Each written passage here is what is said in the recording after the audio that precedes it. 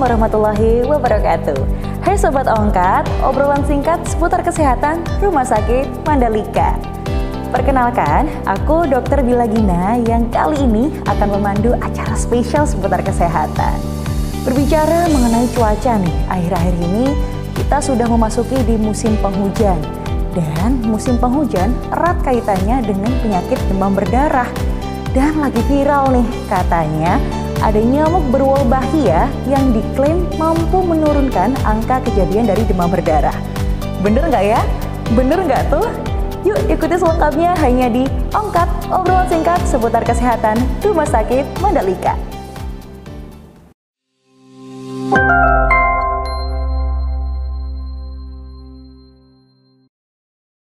Halo Sobat Ongkat, obrolan singkat seputar kesehatan Rumah Sakit Mandalika. Tadi Bila Gina udah cerita nih, kita bakal bahas apa ya di penghujung tahun 2023. Masuki musim penghujan tentunya makin banyak nih untuk pasien yang terkena demam berdarah. Dan spesial, kali ini Ongkat kedatangan bintang tamu, primadona nih ya. Dokter spesialis penyakit dalam favorit one and only di Rumah Sakit Mandalika, Dr. Pendi, spesialis penyakit dalam. Terima kasih Dr. Bila. Bagaimana kabarnya dokter? Alhamdulillah sehat. Dr. Bila sehat? Alhamdulillah sudah semakin ini dok berisi saya sepertinya. Iya Dokter Pendi, kalau boleh nih teman-teman Ongkat ingin tahu nih, kalau ingin konsultasi dan bertemu dokter favorit di Mandalika bisa di hari apa nih dokter? Ya, salam kenal untuk semuanya. Saya Dr. Pendi Wastu Haribowo, penyakit dalam yang ada di Rumah Sakit Mandalika. Dan setiap sore jam 2 sampai jam 6 sore saya praktek di Rumah Sakit Mandalika di Poli. Nanti kalau mau kontrol silakan. Oke, itu ya sahabat Ongkat ya. Anyway, sebelum kita ngobrol lebih jauh nih dokter, kita jargon dulu kali ya dok ya. Kalau saya bilang Rumah Sakit Mandalika, semuanya nonton harus ikut ya. Healthy, fit, happiness, and wonderful. Begitu ya dokter ya. Oke, Rumah Sakit Mandalika, healthy, fit, happiness, and wonderful. Oke, terima kasih dokter. Kalau tadi nih dokter, kita sudah sedikit membahas dan menyinggung mengenai musim penghujan. Yang isunya kalau akhir tahun nih, banyak-banyaknya demam berdarah. Demam berdarah atau mungkin lebih kita kenal kalau bahasa medisnya dengue fever ya dokter ya. Sebenarnya penyakit apa sih dokter? Demam berdarah itu sebenarnya apa? Apakah memang berdarah-darah atau bagaimana nih dok? Ya, jadi kita memasuki musim peralihan ya, dari musim kemarau ke musim penghujan, di mana di situ banyak nyamuk, salah satunya yang ada di negara tropis, salah satunya di Indonesia, di tempat kita, dan salah satunya kita topik demam berdarah ini memang sudah sangat umum ya di Indonesia. Hampir semuanya pernah merasakan bagaimana yang namanya demam berdarah. Ya, mudah-mudahan kita sekarang dalam kondisi yang sehat dan bugar. Nah, demam berdarah ini ya diturunkan salah satunya oleh virus dengue ya, yang dibawa oleh nyamuk. Ya, kita tahu nyamuk Aedes aegypti ya kan. Nah, kemudian nyamuknya ini ada di mana ya, di kebun apa di rumah itu sendiri. Kemudian setelah kita tergigit oleh nyamuk tanpa kita sadari, dengan masa inkubasi sekitar 3 sampai 8 hari, kemudian kita ada merasa demam dan kemudian tidak sadar demamnya tinggi. Kemudian ada namanya siklus demamnya, yaitu 2-3 hari demam, habis itu tidak demam sama sekali, kemudian memasuki hari keempat, kelima mulai demam lagi. Nah, itu namanya siklus pelanak kuda. Nah, itu salah satu yang harus kita waspadai dari demam berdarah ini. Oke, tadi udah dijelasin nih ya sahabat Ongkat, kalau memang demam berdarah ini dibawa oleh nyamuk ya dokter ya? Ya. Oke, kalau ngobrolin seputar wilayah nih dokter, kita di daerah Mandalika, Lombok Tengah, dan juga spesial nih di Lombok. Sebenarnya banyak nggak sih dokter pasiennya atau resiko kita tinggi nggak sih di daerah ini untuk menderita demam berdarah ini? Ya, jadi untuk demam berdarah bisa diderita oleh siapa saja, dan kebetulan di Rumah Sakit Mandalika kita ada merawat beberapa pasien yang demam berdarah juga. Kemudian bahkan ada yang ketemu dengan tetangganya di sini ya. Jadi tetangga di rumah, tetangga di ruang rawat inap juga ya. Tapi alhamdulillah sudah membaik, sudah sembuh, kita merawat dengan baik. Kemudian intinya kita mengetahui dan mengenali ciri-ciri demam seperti pelanak kuda yang sudah kita ketahui bersama. agar menjadi kesadaran diri bagi kita dan masyarakat untuk pemeriksaan diri, apakah untuk kita melakukan pemeriksaan darah secara dini, adanya penurunan apakah itu trombosit atau adanya peningkatan hematokrit dan yang lain. Oke. Mungkin tadi saya sedikit menyinggung dokter sudah menjelaskan mungkin nih kita ketemu tetangga di rumah sakit ya dokter. Jadi sebenarnya apakah ada faktor risiko tertentu nih untuk terkena demam berdarah ini atau lingkungan tempat tinggal atau bagaimana nih dokter? Ya, jadi faktor risiko khusus tentunya lebih ke aktivitas fisik yang berhubungan dengan lingkungan, di mana lingkungan tersebut terpapar langsung dengan yang namanya si nyamuk, gitu.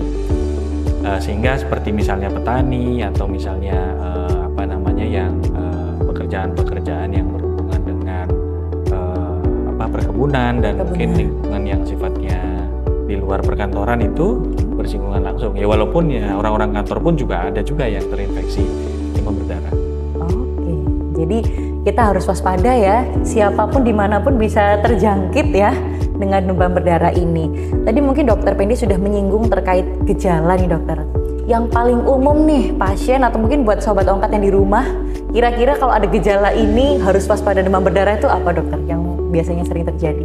Ya, memang untuk demam berdarah sendiri hampir sama dengan gejala penyakit infeksi akut atau infeksi lain pada umumnya. Namun seperti kita ketahui bahwa demam berdarah ini berasal dari virus, maka demam yang tinggi dan siklusnya yang seperti pelana kuda yang harus kita waspadai.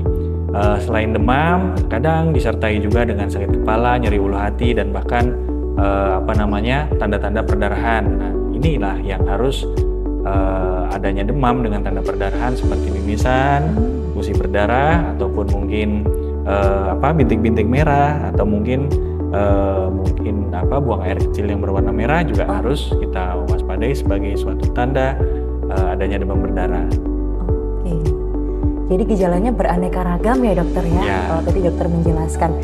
Kalau sahabat ongkat ingin tahu nih dokter, sebenarnya apakah demam berdarah ini harus berdarah-darah seperti itu dokter ya? Apakah memang ada jenis-jenisnya dari demam berdarah itu sendiri dokter? Ya dokter Bila, jadi kita tahu demam berdarah itu dengue fever kita sebut. Kemudian untuk yang demam berdarah sendiri kita spesifikkan sebagai dengue hemorrhagic fever. Ada 4 tipe ya kan, untuk tipe derajat 1, 2, 3, dan 4 dengan adanya trombosit yang kurang dari 100.000 itu sendiri tanpa perdarahan spontan bisa kita sebut sebagai derajat 1, dengan adanya perdarahan spontan kita sebut sebagai derajat 2, kemudian derajat 3 itu sudah mulai adanya gejala gangguan sistemik, sirkulasi dengan akar yang dingin, kemudian derajat 4 atau kita sebut sebagai dengue shock syndrome sudah ada tanda shock ya. Yang mudah-mudahan tidak sampai ke derajat yang berat sehingga bisa kita tangani dengan lebih cepat di sini. Oke, jadi itu ya sahabat ongkat ya. Jadi bukan berarti kita kadang penasaran nih, aku dibilang penyakit demam berdarah nih, tapi aku nggak berdarah. Padahal stage-nya berbeda ya dokter ya. Belum tentu dia yang tidak muncul bercak-bercak atau mungkin perdarahan lewat urin dan sebagainya macam, ternyata bukan demam berdarah, masih stase awal ya dok istilahnya ya. Tahap awal nih sahabat ongkat, gitu ya dokter ya. Lalu nih dokter, kalau pemeriksaan sendiri, mungkin sobat ongkat demam 3 hari, 4 hari, perlu nggak sih untuk periksa ke rumah sakit atau mungkin ke vaskes terdekat begitu dokter? Ya jadi alangkah baiknya untuk kondisi-kondisi penanganan yang baik, untuk demam di saat awal ya, selama kita masih bisa menangani sendiri dengan baik di rumah ya oke, nggak apa-apa, tapi alangkah baiknya berdiskusi dengan tenaga kesehatan atau dokter dalam hal khususnya. Kemudian kalau sudah ada tanda-tanda perdarahan, maka itu suatu kewaspadaan yang harus berkonsultasi dengan dokter. Maka nanti akan dilakukan pemeriksaan lanjutan, pemeriksaan darah rutin yang umum kita lakukan. Kemudian dari darah rutin kita akan bisa lihat trombosit yang secara spesifik rendah misalnya. Kemudian kita bisa lihat hematokrit ya, dimana di situ baseline-nya yang harus kita waspadai, kita amati baseline-nya di situ. Apalagi kalau hematokritnya itu sudah di atas normal, maka sudah hampir dipastikan bahwa ada suatu infeksi virus dengue pada tubuh pasien. Maka akan kita lakukan pemeriksaan lanjutan. Banyak ya, uji serologi, kemudian NS1 antigen, kemudian ada IgM dan IgG dengue-nya itu sendiri, tergantung dari berapa hari demam dirasakan oleh pasien, maka kita akan lakukan pemeriksaan yang spesifik. Oke. Banyak ya pemeriksaan yang bisa dilakukan sebagai penunjang dari demam berdarah sendiri. Ngobrol di Rumah Sakit Mandalika, kita bisa dokter ya melakukan pemeriksaan itu dokter? Ya, insya Allah bisa. Lengkap ya, jadi kalau memang ada keluhan bisa langsung ke Rumah Sakit Mandalika ya, bertemu dokter Pendi ya. Oke dokter, kalau mungkin ini dokter ada beberapa sahabat ongkat yang merasa demam 1 hari, 2 hari ya, mungkin sudah terasa nih linu-linu, sudah terasa di dengkul mungkin ya dokter ya, sudah terasa nyeri dan sebagainya macamnya. Kira-kira tanda bahaya nih dokter yang benar-benar harus ke rumah sakit nih, aku harus berobat nih, tanda bahayanya apa nih yang harus diwaspadai dokter? Iya, jadi mungkin kita sedikit menghubungkan juga dengan kondisi cuaca yang tidak menentu kita. Sebelum kita menjudge diri kita terinfeksi sesuatu atau ada infeksi atau ada demam, mungkin kita alangkah baiknya punya pengukur suhu. Ya, dikatakan demam lebih dari 37,5. Tapi kadang-kadang kita bilang demam padahal kepalanya tidak panas, tapi mungkin perutnya saja ya. Kalau pasien kan itu sifatnya subjektif. Nah, maka kita harus kalau memang secara awam kita belum tahu atau pasien dan keluarga belum memahami, silahkan konsultasi ke tenaga kesehatan terdekat. Kemudian kalau memang kita sudah paham, oh ini memang panas, suhu memang di atas 37,5, mungkin alangkah baiknya sebelum kita mencari obat, kita persiapkan untuk obat-obatan antipiretik sederhana yang sudah ada di rumah boleh. Tapi sebelum kita mengkonsumsi, kita cukupi kebutuhan dasar kita, yaitu makan dan konsumsi cairan dulu. Karena suatu demam adalah suatu proses tahanan tubuh untuk membunuh kuman tersebut. Jadi biarkan dulu proses itu berlangsung, kemudian kalau memang tidak mampu untuk tertahankan, baru antipiretik atau obat-obatan itu bisa kita konsumsi. Gitu. Kalau untuk asupan sendiri dokter, apakah ada sesuatu yang harus diminum atau mungkin makanan khusus, ada nggak sih dokter kira-kira?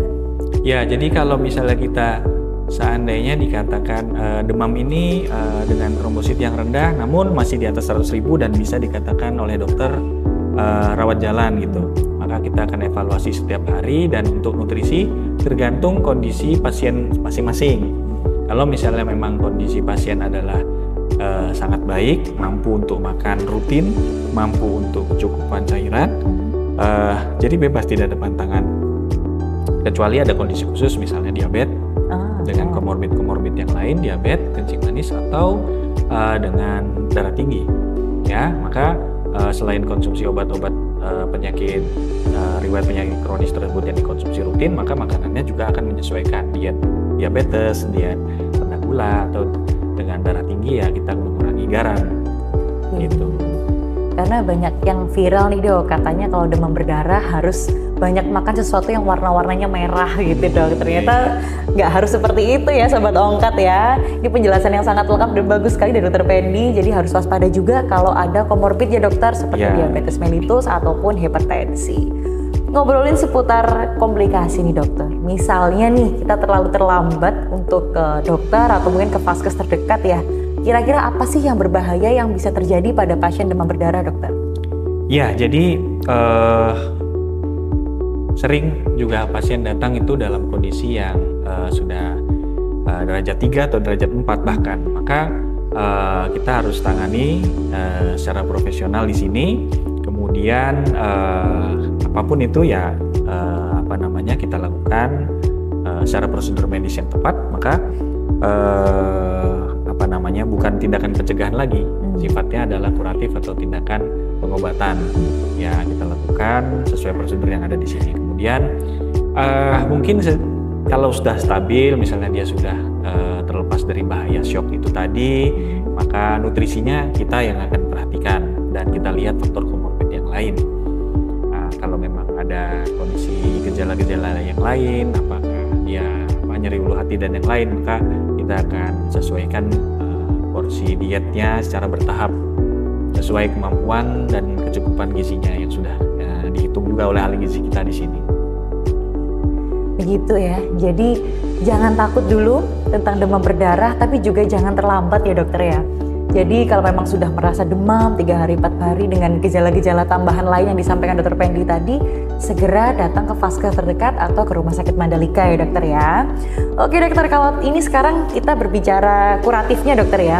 Better way-nya adalah kita prevention sebenarnya dokter ya. Apa sih pencegahan yang sebenarnya bisa dilakukan teman-teman Mandalika, sobat ongkat di rumah mungkin atau mungkin yang kerjanya juga ada di kebun, di sawah ataupun di perkantoran, apa sih yang bisa dilakukan dokter? Ya, jadi ini sudah digaungkan dari sejak lama ya. 3M itu sendiri, menguras, mencuci, dan mengubur tempat-tempat yang berpotensi untuk menjadi tempat tinggal dari dan berkembang biak dari nyamuk itu sendiri. Kemudian yang harus kita gunakan mungkin repellent atau mungkin pelembab yang anti nyamuk gitu kan, misalnya dia bekerjanya di luar. Kemudian yang sekarang ini sudah ada vaksin dengue ya, vaksin dengue dengan 2 kali dosis vaksin ya, itu kita bisa terlindung dari 4 varian dengue itu sendiri. Kita tahu kan ada 4 varian, DenV1, DenV2, DenV3, dan DenV4. Nah itu sudah tercover dari vaksin itu sendiri. Dan mungkin yang paling baru yaitu nyamuk yang berwolbachia. Berwolbachia nih. Nah, terus sebelum nyamuk berwolbachia, saya tertarik dengan vaksin ya dokter, karena memang itu baru ya dokter ya. Vaksin dengue itu baru. Sebenarnya siapa saja sih dokter yang bisa menerima vaksin itu? Apakah ada syarat usia dan sebagainya macamnya dokter? Ya betul. Jadi nanti untuk anak-anak ya kurang lebih dosisnya nanti akan diatur kurang dari 18 tahun, nanti disesuaikan oleh dokter spesialis anak kita, dokter Eka. Kemudian kalau untuk dewasa 18 sampai 45 tahun itu bisa kita vaksin dengan 2 dosis, 1 kali 0,5 mili. Ya diulang 3 sampai 6 bulan nanti tergantung. Itu ya sahabat ongkat ya, karena memang baru ini penemuan baru yang akhirnya diterapkan di Indonesia mengenai vaksin dengue dan bisa dilakukan 2 kali ya dokter ya, boosternya dokter ya, diulang 2 kali. Lanjut nih, tadi dokter Pendi sudah menyinggung mengenai nyamuk berwolbachia, apakah itu? Ya, jadi Wolbachia itu sendiri suatu bakteri ya, sebenarnya suatu bakteri atau kuman yang secara normal ada di banyak serangga. Namun setelah dilakukan penelitian di salah satu kota di Yogyakarta tepatnya, kemudian dilakukan penelitian di sana dan ternyata nyamuk yang sudah terinfeksi kuman atau bakteri Wolbachia ini dipertemukanlah dengan nyamuk yang terinfeksi dengue. Dalam hal ini yang disebar itu nyamuk jantan yang berwolbachia. Kemudian dipertemukan dengan nyamuk yang terinfeksi virus dengue. Nah, mereka bertemu, yang jantan dan betina bertemu. Nah, pada hasilnya itu ternyata telur dari si nyamuk yang sudah terinfeksi dengue dan bertemu dengan kuman Wolbachia, nyamuknya tidak bisa menetas. Jadi ibarat kita sebut sebagai mandul begitu ya, tidak berhasil meneruskan perkembangbiakan dari virus dengue ke nyamuk yang lain anak-anaknya, sehingga kita bisa membatasi penyebaran baik itu nyamuknya itu sendiri maupun dari virus dengue-nya itu sendiri.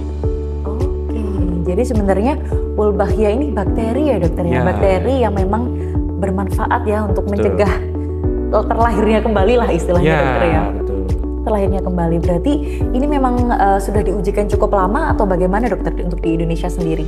Ya, di Indonesia sendiri yang kita tahu pilot projectnya kalau tidak salah di Yogyakarta itu sendiri.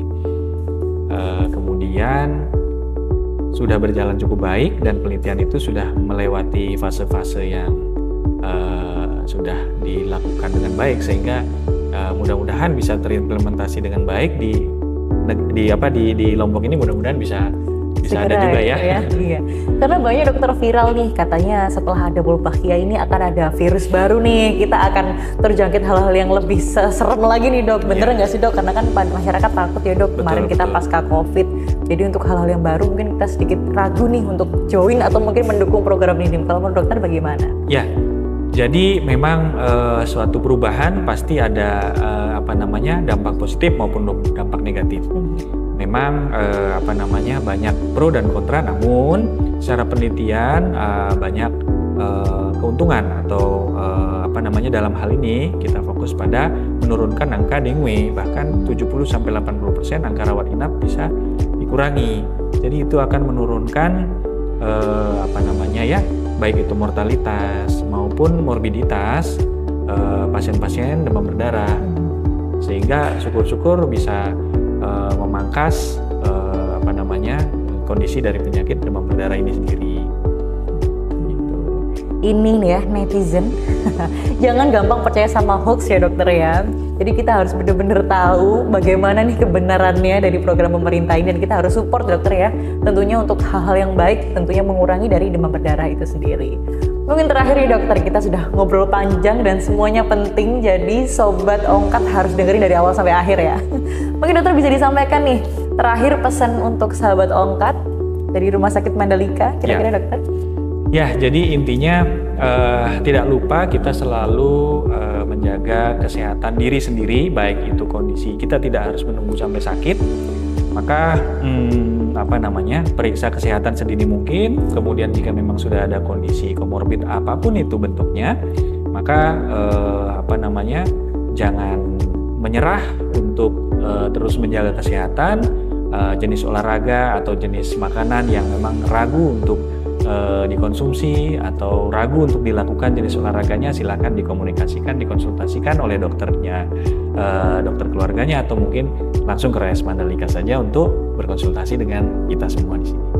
Oke, mantap nih. Spill lagi dokter, kira-kira bisa ketemu dokter Pendi konsultasi di hari apa aja nih? Ya, oke. Jadi bisa ketemu dengan penyakit dalam ya setiap sore jam 14 sampai jam 18. Oke, dicatat ya Sobat Ongkat. Kayaknya betah nih dokter kalau konsultasi dengan dokter Pendi ya. Oke, sebelum itu saya mau kasih pantun nih dokter. Pergi berjalan buat beli sate rembige. Cakep. Jika ada keluhan, berobatnya di Rumah Sakit Mandalika. Cakep. Sekali lagi dokter, kita jargon dokter ya di akhir ya dokter ya. Boleh Rumah Sakit Mandalika, Healthy Fit, Happiness, and Wonderful. Kita bareng-bareng dokter ya. Rumah Sakit Mandalika, Healthy Fit, Happiness, and Wonderful. Terima kasih Sobat Ongkat, stay tune. Di video selanjutnya kita bakal bahas apa lagi ya. Terima kasih. Wassalamualaikum warahmatullahi wabarakatuh.